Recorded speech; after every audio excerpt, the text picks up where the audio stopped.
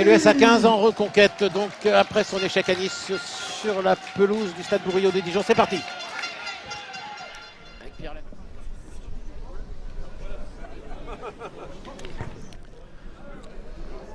Et ça passe.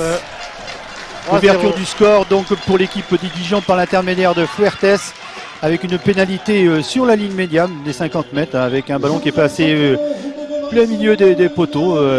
C'est bien élevé dans les airs, il a bien profité, il a bien utilisé le vent. Et, donc, et là c'est une tentative de transformation de pénalité. C'est Mathieu Sobus qui va... C'est Manu Sobus et voilà. Et ça passe. Et ça passe. Ça fait 6-3, juste avant la pause. Et les Dijonnais qui vont devoir se sortir de leur camp face au vent. Les gens du matin qui font l'effort.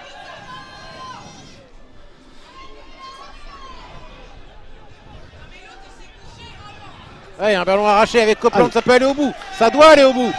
Avec Léo Amao qui va plonger dans l'embut et c'est à la 44e minute. Un turnover, ballon récupéré juste à la limite des 22 avec un ballon qui arrive presque à l'aile en 3 passes. Hein, il y avait un gros surnom. Un gros surnom avec Copeland qui allonge bien sa passe pour Léo Amao qui n'a plus qu'à aller. Il y avait encore une vingtaine de mètres. Je ne sais pas si on les aurait fait nous aussi tranquillement qu'il les a fait. Mais en attendant, il va marquer un essai. Et ça permet juste à cette équipe d'Angoulême de se rassurer tout de suite en début de deuxième mi-temps et de marquer donc le premier essai de la partie, puisqu'on avait eu jusqu'à présent que des coups de pied de pénalité. Ouais, ça 15 est dans le dur depuis 5 minutes. C'est encore tout de suite écarté avec un retour intérieur. Voilà, Giannidze qui heureusement a fermé la porte. Ah, ils enchaînent bien les Dijonnais. On est tout près de la ligne, on est au près des poteaux et c'est... Et c'est Dijonnais sous les poteaux, ce qui devrait amener l'égalisation. C'est le numéro 6, je crois, Didier Majola. Le Sud-Africain qui vient de signer son premier essai depuis le début de la saison. Une sortie de camp qui n'a pas trouvé la touche. Mais au contraire, Pierre Lafitte qui ramène le jeu tout près des 22 de Dijon avec Odishvili. Puis Stradadze. Il faut que ça sorte vite derrière. Allez, Olavei toujours dans l'axe profond. Manu Sobus qui inverse avec Mathieu Hugal sur les appuis, il va laisser. Superbe. Extraordinaire Mathieu Hugal. Extraordinaire. Un numéro de Mathieu Hugal extraordinaire. Il prend le trou à la sortie, clac, et puis il revient. On va le voir certainement au ralenti qui va nous être proposé.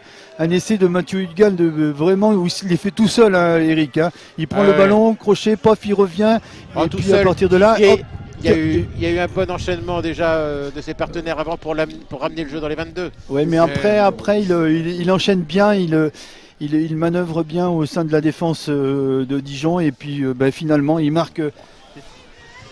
Allez, peut-être la dernière mêlée de ce match. Je pense que Dijon va faire l'effort, essayer d'aller chercher une pénalité. Didier, toujours en quête de ce bonus. On peut dire que pour la victoire du SA15, c'est quasiment dans la poche. On est dans le temps additionnel. Faudrait vraiment 2 marques. Ça aille très très vite. Ouais. Allez, c'est sorti par Robin Copeland. Qui remonte tout le terrain sur les 40 mètres, libère son ballon. Manu Sobus qui a trouvé Radadze à hauteur. Le Géorgien qui ralentit sa course, trouve du soutien avec Vaille. Sur le large, ça doit y aller. Il y a un énorme surnombre à jouer. Allez, Léo Amao qui repique sa course à l'intérieur, donc finalement joue un petit peu tout seul. Allez, il redonne sur Sobus pour Maxime Lafort qui n'a pas marqué d'essai depuis le début de la saison. Est-ce qu'il va en marquer un là? Le ballon va sortir. 1 mètre de la ligne, Mathieu Hugal qui allonge. Hop, Ayarza finalement il n'y a pas d'allemand et ça sera laissé. Entre les poteaux, voilà. 82e minute et c'est Dinaki Ayarza qui scelle le sort de ce match. Et un essai de Mazzola.